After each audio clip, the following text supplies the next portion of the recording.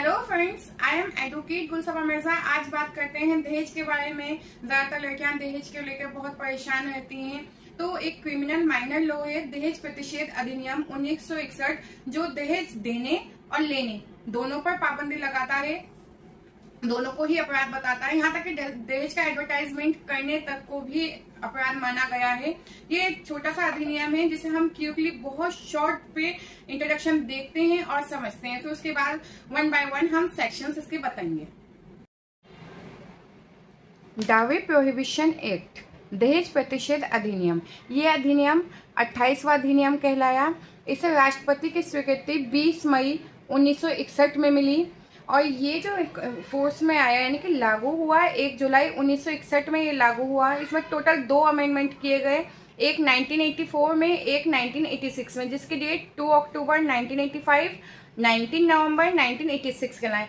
इसको लाने का ऑब्जेक्ट क्या रहे? इसको लाने का ऑब्जेक्ट ये था कि दहेज लेना और दहेज देना दोनों ही अपराध हैं। ये क्रिमिनल माइनर लॉ कहलाता है।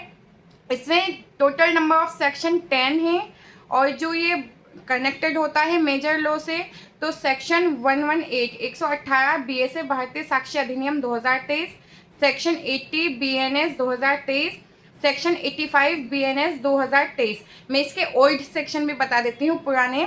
सेक्शन 118 यानी कि section 113 B Indian evidence act का है ये।